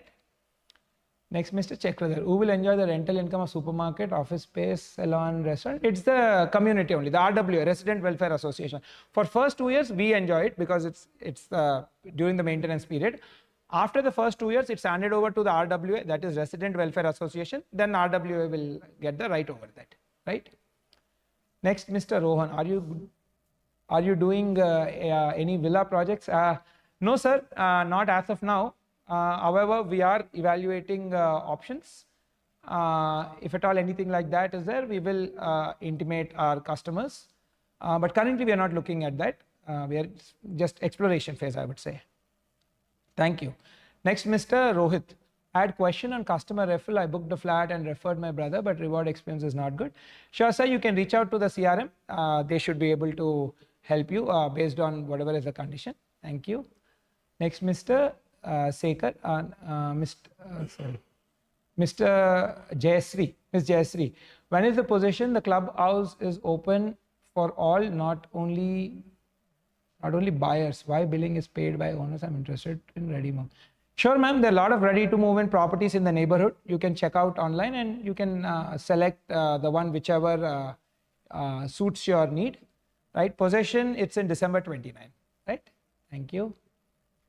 Next, this also answered. Next, Mr. Mohana. Can you explain the logic behind parking space allotment? See, again, with parking, we have traffic consultants who frankly do the technical aspect of parking design, but it's designed in such a way that from where you park your car, it's closest to the corresponding lift bay. So again, we have to make sure that there's a priority order which they follow, and then iske hisab se parkings get designed. And frankly, it's not what do you say? It has never been of a major pain point for anybody. It has sort of been done with a particular logic in mind, right? What is the confidence level to finish? 100%, you can be rest assured, right? Next. Kiran, do you have any plans to launch venture in Tellapur and around areas? Not anything as of now, sir. However, we do look for, we do evaluate various things which come to us, but nothing currently active, I would say, right? Next, Mr. Jayesh. will we have to pay separately for using banquet space, creche and guest rooms? Yes, banquet space you will have to pay because there is a good amount of housekeeping and all of that involved post and pre the event, and there's some small breakage. If there's a major breakage, there'll be a penalty charge, but sometimes after 1-2 years some small level of works keep happening. For that money goes. Creche, yes, you'll have to pay to the service provider. We are giving the space for the creche. We are not running the creche business. The creche business will be run by a creche company. Whatever they charge, you will have to pay. And guest rooms, yes, guest rooms are also chargeable. And this money after the first 2 years goes to the RWA. In fact, all these payments after the first 2 years go to the RWA, right? Next, Pawan. Also, after handling over the apartments, what's the max time frame all amenities will be ready and running? See, the way we are planning, we are planning to finish all the amenities by 2029. But however, in the agreement, we have put a 6-month grace period because you see, a span of 5 years is a long time and anything can happen. Sometimes elections come, there are labor shortages and all of that. But we intend to finish all by that time. But in case it slips, it might slip by 6 months, which is mentioned in the agreement as a grace period, right? Next, Mr. Vijay Kumar, are there any new projects around Kukatpally or KPHB? We have one project, sir, Landmark. If you're interested, you can check it out. Yeah, that you can. Apart from that, we are not doing anything there in that micro market, but you can check out Landmark. It's right in that Kukatpally vicinity. Government power bill has different slabs according to the usage, how it is divided according to the flat. See, again, I've mentioned, right, whatever is a bill which comes, depending on whatever the community, if there's a 100 rupee bill, that logic of how it gets divided, I've mentioned. From your meter, you pay for your house, the rest will be divided across all flats. It's frankly a simple process and it's a well quantified process, so you would know it when it's happening, right? And everything is done through the app. Mr. Pradeep, how much appreciation can be expected by the time of... See, I don't like to get into speculative questions, sir. But however, one thing I can add, there's a lot of employment, which is IT sector employment, which is happening in this area because of all the leasing which is happening. And then there are a lot of F&B places which are come up. Frankly, F&B spaces usually premiumize the entire real estate. There are a lot of clubs and restaurants which have come up in this financial district and a lot more planned.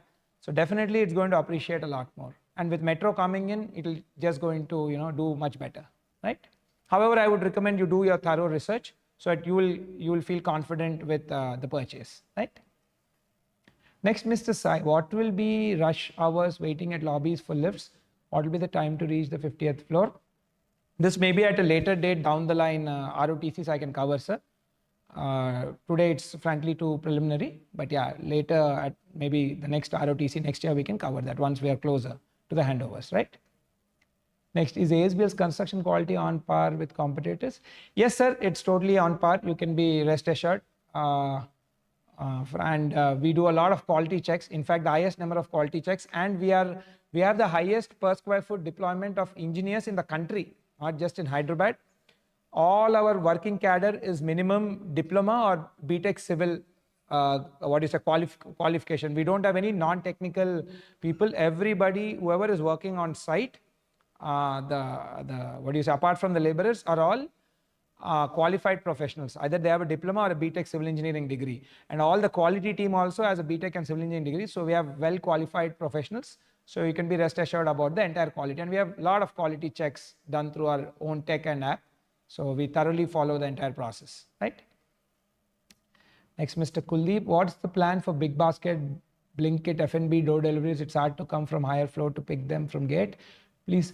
In fact, sir, most of these communities currently these quick commerce and e-commerce vendors are coming to the flat and delivering. They're not delivering near the security. They're coming to the flat and delivering the goods, right? So that shouldn't be a problem. And in the basement, we are even planning to give certain parking dedicated for the bikes of the quick commerce, the logistics people, so that they can easily park and do. But yeah, so that's not they will be delivering at your home, which is what they're doing all across the communities, right?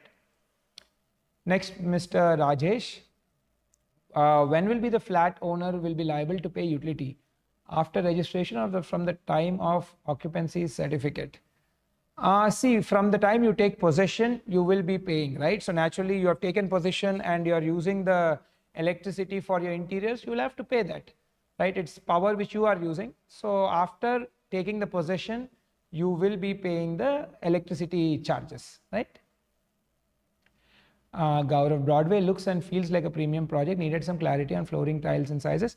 So the details of this is mentioned in the specifications section of the website, sir. Maybe the team can put the link, or you can simply type ASBL Broadway and go to the specification section. It's detailedly mentioned there and much more in greater depth, right? Thank you. Unfortunately, we all got to know that all your units were sold out and only available after 40th floor. Sir, yeah, I mean, we've got a great reception for the project. But yeah, unfortunately, that will, that what that means is the availability would be lower. Yeah, I presume most of those units are sold out. I'm again not at a unit level, it's not on top of my mind, but if that's what the sales team says, then I think the inventory wouldn't be available. Thank you. Next, Mr. Ram, why only BHFL accepts for pre-EMI scheme? I prefer whole. That's a good question. See, basically this entire pre-EMI scheme, it's designed in such a way, if you look, BHFL is our financial partner for the construction finance, right? When we did the financial loan closure, BHFL is the lender who helped us, the lender who's our partner in the construction finance. So it is the entire pre-EMI is structured with that entire financial package. So because we are able to do that, the costs are also reasonable for us to give this feature to the customers. So hence it's a feature which we and BHFL are together doing it. That's why it's only possible with BHFL, right? Next, being NRI, when I ask feedback about buying in Hyderabad, people only talk about major players. What would be your strategy to sue yourself to be on top? See, I can see this event itself is one of that. Our approach has been that we connect with customers and sort of put out our viewpoint and even learn from the feedback and even listen to their feedback. In fact, a lot of things have helped us. Like, in fact, the entire product design, as I've mentioned through most of my presentation, actually came by doing focus group research study on various of our customer cohorts, right? So we are a customer first brand. So we pick the user needs and sort of build product. Again, this does not mean that we will solve every customer's use case. It doesn't work that way. But we try to, we try to solve as many as whatever is possible within that constraint. So we're a very customer first brand, including this event where I'm directly getting connected to the customer. So that's our way forward, right? Next, Ajay, to what extent are the floor plans Vastu compliant? We are 100% Vastu compliant, sir. But however, with Vastu, one thing I'll say, there's a good amount of Vastu which is subjective, right? So which some particular person and their probably Purohit might see a certain way. So there might be different point of views, but from our angle, we are 100% Vastu compliant, right? Next, I see most NRIs are interested in this project. Is there any provision for rentals, or it has to be done at individual flat basis? See, currently we do not offer any rental management, but however, we are sort of working towards it. And given that the handover is almost 4.5 years away, once we build the service line, we would be reaching out to our customers in case they want to opt for. But currently we don't. We are planning to, pick use cases as we go forward. In case that happens, we will intimate you. Thank you. I'm an owner in ASBL Spire, and I'm just here to say that being owner, I believe I'm here to thank you for giving a really good and well-planned infrastructure. Thank you, sir. Thank you. Next, Sam, any upcoming pre-launch projects for investors? No, sir. We don't have any upcoming pre-launch for investors, and frankly, we have moved away from that from the pre-launch model because laws also have become tightened, and frankly, our balance sheet has big enough that when we buy land, we have our own equity, and then we have financial institutions who partner along with us. So we have moved away from the pre-launch one-time payment sort of offers and schemes, right? Next, Mr. Rajesh, final product looks like exactly same as what you have shown. Yes, sir, 95% it should be same. Plus there would be a margin of error plus or minus 5% because at time of construction, there should be some plus or minus changes, but 95% you're looking at a similar one, right? Based on your analysis, how will the market around financial district look like in next 5 years? By the time Broadway is ready for handovers, will there be an oversupply of units? See, again, supply is something which we do not control, right? But what definitely we can control is the product experience. And my thinking is, if you give a great product to your customer, this will naturally be far higher valued than any of your competing products. One thing I can say from our brand perspective, for the next 5 years, we intend to be there in this area for, at least not just 5, for the 10 years. We see this area as a major growth area for our company over this decade. So I can definitely say that we are committing a lot more capital to this area. We are very bullish about it. But again, nevertheless, supply I do not control. But great product experience is something which I can control and which we are trying to deliver through our projects, right? Next, Mr. Hari. Have you started a new trend in real estate by keeping things transparent? You're doing a lot of research, taking customer feedback and implementing them. Thank you and wish you a great. Thank you so much, sir. Thank you again. As even as the competition increases, you got to innovate and come up with new ways. And frankly, I got to learn a lot by speaking to customers. Again, maybe everything I cannot do, but a good number of things we can. Like co-working and all was not my idea. Something which I learned from my Spire and Spectra customers. So thank you so much. Yeah. And I also see the sector also over the next 20 years, not even the next 20 years, actually by 2032, just to share some statistic, currently we are 8.5% of the national GDP. The country's GDP is 4.5 trillion, 4.3-ish trillion dollars, and we are 8%. Over the next, one second, that's a fly, yeah. Over the next 7 years, we are going to double our GDP to $8 trillion, and the share of construction sector is going to 15%. So it means we are quadrupling our share in the GDP, right? So it means a lot is going to happen in the real estate sector, and we sort of want to be pioneers of the next 10-15 years of this sector. So we are just trying to come up with new approaches, and thank you for the feedback. Ms. Sivani, hello sir, I wanted to understand why ASBL would want terrace access to property indefinitely after handover as per the maintenance. Maybe I would recommend, I'm not really aware, ma'am, you can cross check. We don't want any access to terrace. The terrace also belongs to the community members only, and there are no amenities on this terrace. So hence it's locked for security purposes, and the maintenance staff and crew use it for all the whatever maintenance works. A lot of piping, and good part of the terrace, there is a mandatory solar panels what we have to put. So whatever is all the MEP or the piping and MEP stuff happens on the terrace. We do not have any ownership of that. The terrace is a lock and key thing which will be managed by the FM and the RWA, frankly. So we do not have ownership of the terrace, right? It belongs to the community. With just one entry point into the community, isn't it a concern for 885 residents? No, sir. Again, the traffic consultant has seen through the entire thing. And again, given whatever is the constraints, this is the best what has been suggested. And the traffic consultant designs various malls, IT buildings, a lot of things. They have great experience in this. In whatever is the constraints possible, this has been the best design what they have come up with, right? Next, Mr. Ashwin. When would we be able to finish 50th floor slab, as that's when the pre-MI stops, right? Previous question was about prices. Any research has been done on neighbors' prices 5 years down the lane? See, we do our internal research, and I do not want to put out our data out because it might be seen speculative. However, I would recommend you do the research independently. You can go to the RERA website where you have a lot of supply data, and you can scrape the internet, typically YouTube and general Google, which will give a lot of information on a lot of office leasing or those sort of things. You can build up your own equation. See, the 50th floor slab, I'm not really on top of my mind, but I think we do provide in the booking application, right, team, tentative dates. I think somewhere in the booking application process or the cost sheet, we do provide tentative dates. I would recommend you look at, you check it out. But yeah, the EMI stops once the 50th floor slab is done, right? Thank you. Now, anonymous, why there is no warranty on the building in case of something happens?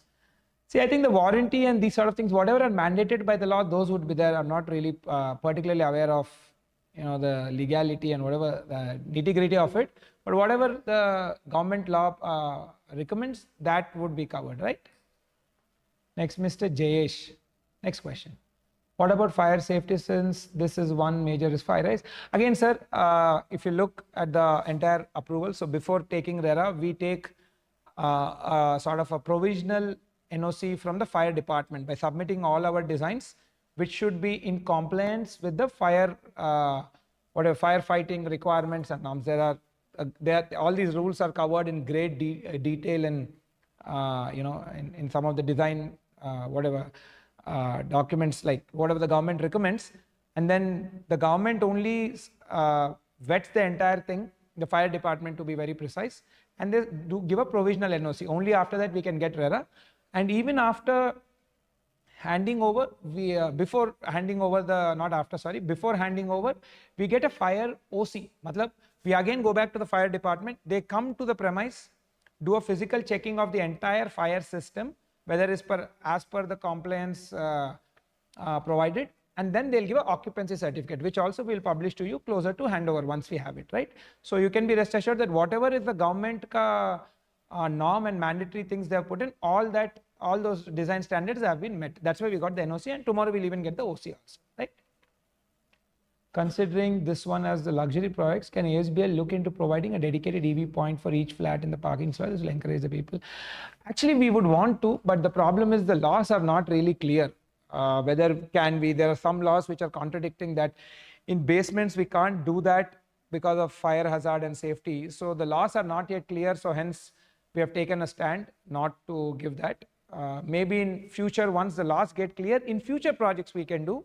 Here we can't, because the designing is already done, the necessary approval work is also already done.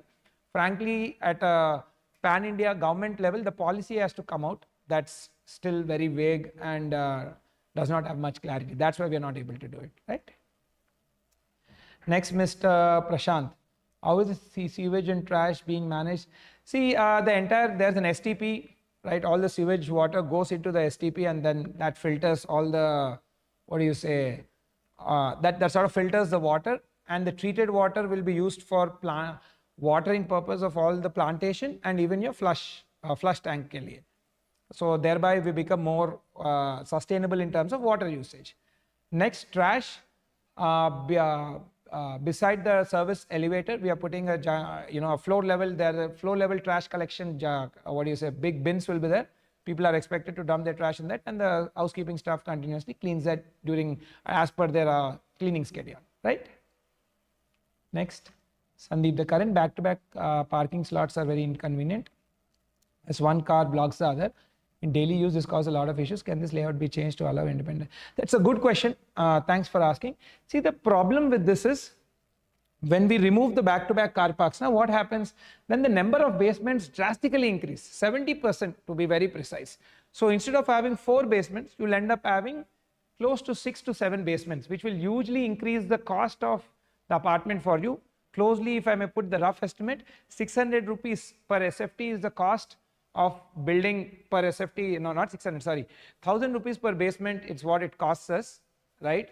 That will almost translate into, when we do it at an apartment level, people will have to pay close to 600 rupees per SFT more, which frankly doesn't make sense from a car standpoint. So hence, this design is the most sustainable, keeping all the constraints in mind, right? And 6 to 7 basements also would make it really unpractical for people to move in and out. So the back-to-back parking solution is the best, given all the constraints, right? Thank you. Hi, Ajitesh, thank you for sharing info on Broadway. How would the glass wall be maintained, and would be an example? Sure, sir. The glass walls, right? The curtain walls would be maintained by the housekeeping. There'll be specialized staff or a vendor whom we will give the contract to. And it will be part of your maintenance budget only. You don't have to pay anything extra. In case there is a sort of a fund shortage for that, because again, this is all service centric. If the prices increase, there might be adjustment in the maintenance post it moving to RWA. But until we are there, whatever we charge in the agreement, that itself is final. So it will be done part of the maintenance budget, and it will be done by a specialized vendor, which closer to the, once we hand over, we'll be sort of finalizing these vendors, right? Next, Ms. Sandeep. How will lightning impact towers? Is there any study done? Will there be a... Yeah, see, all the towers come with lightning arresters, right? So there will be a lightning arrestor placed on top of all the towers as per the design provided by the electrical consultant. And for earthing ke liye, that whatever that, a copper strip or something, whatever that, I don't know the particular material, but right from the terrace, wherever it's placed, till earthing ke, until it meets the earth, that entire whatever that wiring or that sort of work is done. It's all done as per the compliance with the electrical design, and it's this is taken care of, right? Next, Mr. Vamsi, quick suggestion. Can you think of providing parcel courier delivery room facility with lockers in respective towers, so that if residents are not in home, they can deliver in that place? Sure, sir. I'll take the suggestion. I'll see what best can be done. Thank you for the suggestion. What about road in front of Broadway? We still see no road in front of ASBL Spire, but earlier it was promised by the time. I don't know from where or who told you that the builder has promised a road. I'm a builder, I'm a private entity. Road belongs to the government, right? If the road is going from the project land, that aspect of the land I need to gift deed to the government. The government executes the road, and it doesn't just execute the road in front of our building. They'll have to execute the entire road. No builder can promise you a road. In case, even if any of our team members also by mistake suggested, please, I'm telling you directly from horse's mouth, we do not take charge of any road. We cannot. It's not my property, it's the government's property. So road is not our thing. Whatever land we had to gift deed to the road, we have gift deeded. That's why we got the approval. When the government puts the road, it's purely depending on the government, right? So whoever probably told you on Spire, that is wrong. And not only in case of Spire, wherever in Hyderabad you're buying real estate, if somebody is telling, I'll get you the road, please don't go for it. Nobody can get you the road. The government gets the road. A builder is, can't do that on their things, right? Right. Next. Is F&B space only for residents and their guests open? It's open for outsiders as well. We have done that because in our research it clearly came out that if it's only for residents and their guests, the business are going bankrupt because they do not have enough customers. So this will be open for outsiders also, and there are good amount of apartments coming in that area. So good business will happen for these guys so that they stay there. If they don't stay, then essentially the space dies, right? So it is open for outsiders. How does your construction quality compare? I've already answered this question, ma'am. Next, if in case there's any maintenance within my flat, power, water leak, etc., do we have to go with your preferred vendors only? Maybe this we can get, I can answer it closer to the handover. Frankly, we are 4.5 years away. Maybe closer to that I can answer because the policy, I'm not really on top of my mind what it is today, right? Why not ASBL villas? I'm an NRI looking for a premium builder constructing a villa. I only see a couple of major players in the villa market. Sure, sir. We will look into it. But predominantly, that's not a product category. But having said that, we are evaluating, a few options like that in very early stage. But if anything like that comes, we will reach out to you. Thank you.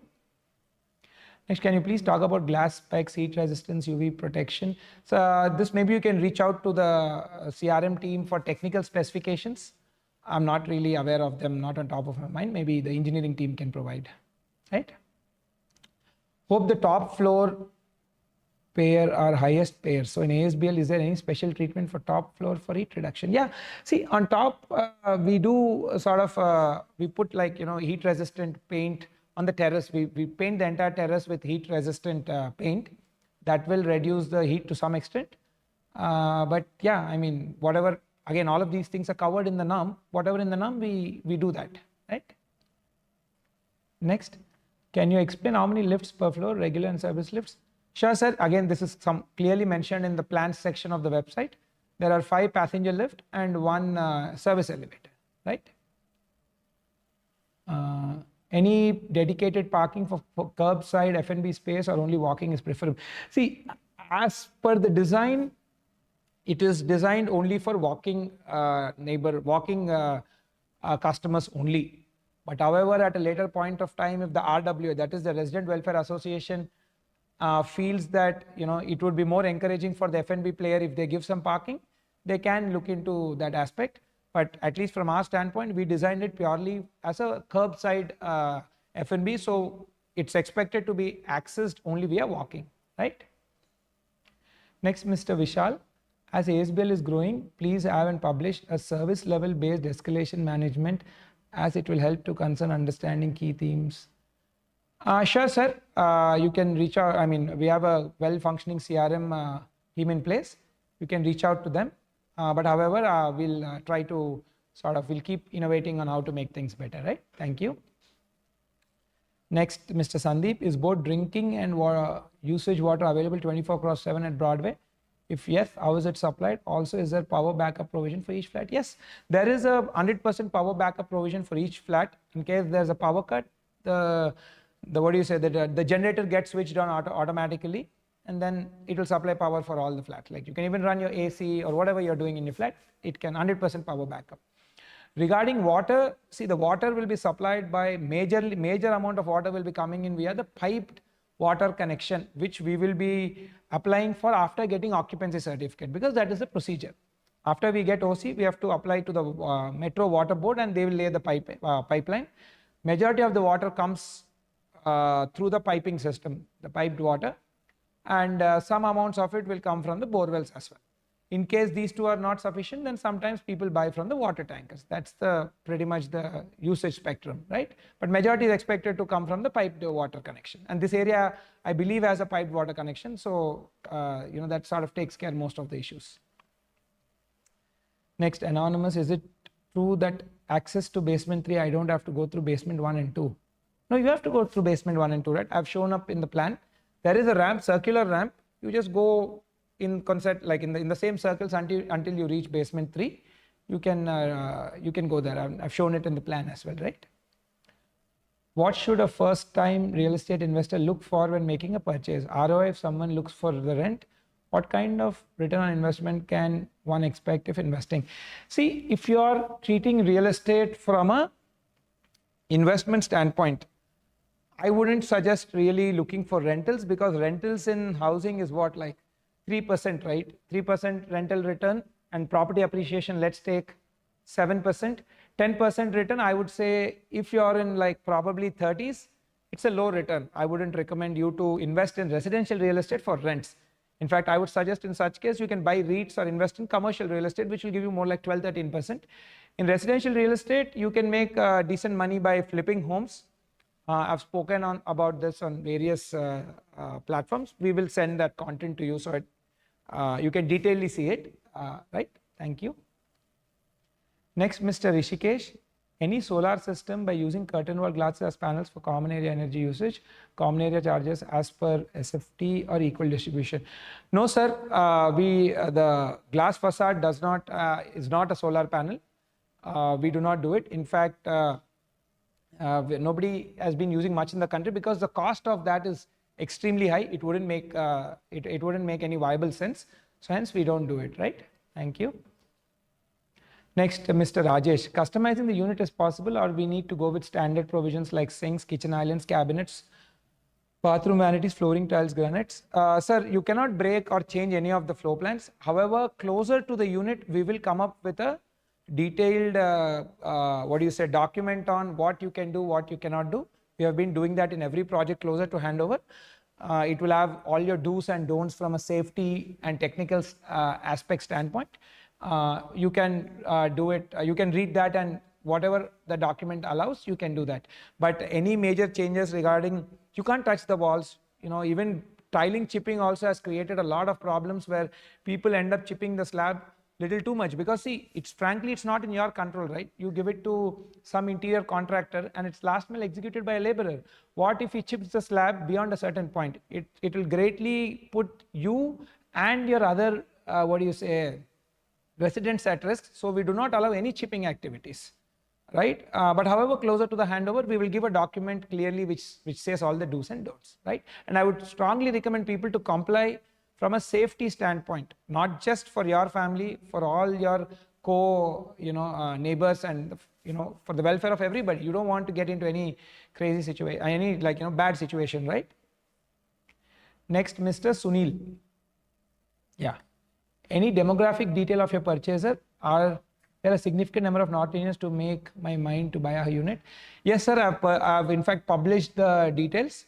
From an ethnicity standpoint, yes, we have not published, but I would say roughly 35 to 40% of the customers who are Indian-based customers, right? We have NRIs also. Most NRIs are Telugu people, but to our Indian-based customers, we have a good 40% who are North Indians, right? And regarding the age groups, I've already presented earlier. When we publish the video online, you can cross-check that, right? Thank you.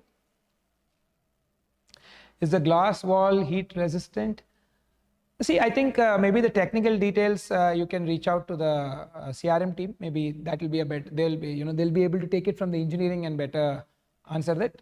I don't think whatever is again as per the norm, it would be there as per that, right? Thank you.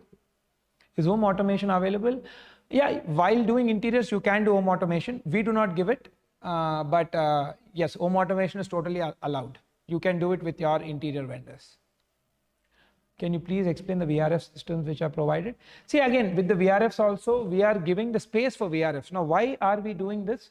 Because again, as per the norms and all, in high-rise towers, you don't get sufficient cooling by the typical AC systems.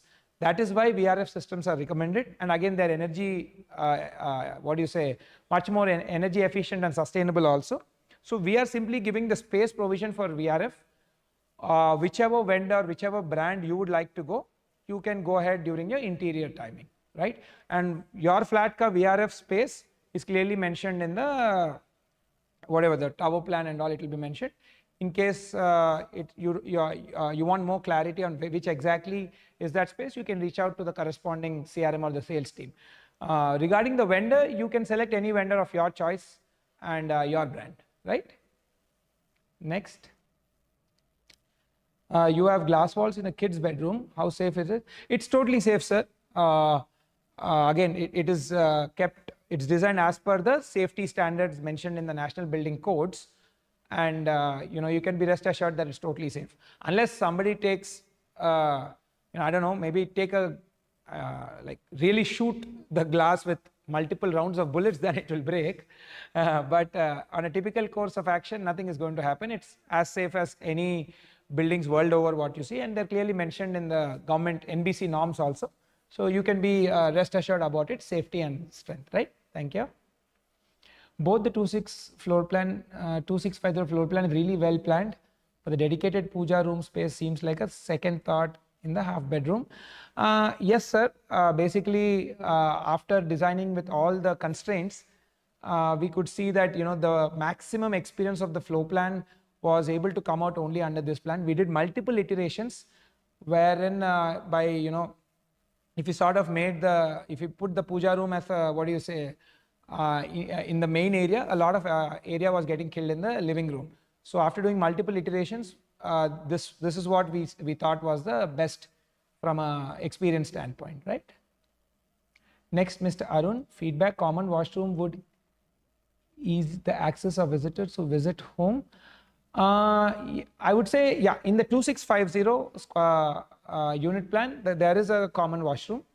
In the rest, we don't have common washrooms because, again, majority of the customers have preferred attached bathroom. Hence, we have gone with that.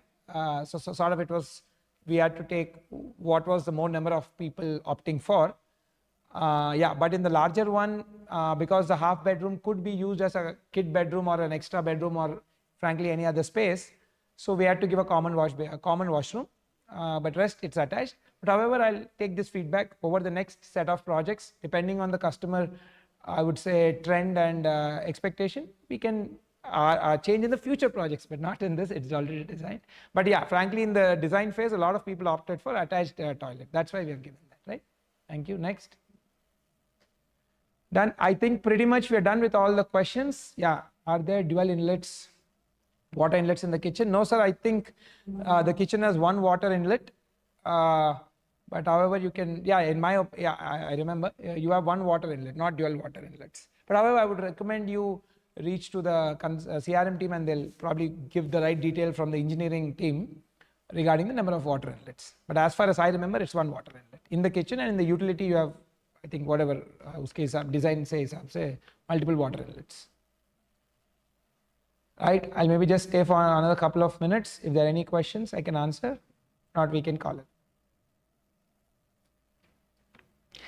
Right, I think pretty much that's it. So thank you so much. It was really great connecting with all of you in this manner. It's a lot more convenient. I understand a lot of you have attended this from different parts of the world. And so, I've shared our side of the story of why we have designed Broadway this way and what are the lifestyle requirements we have taken. I really enjoyed connecting to you. Thank you so much, and namaste, and welcome to ASBL family. Thank you.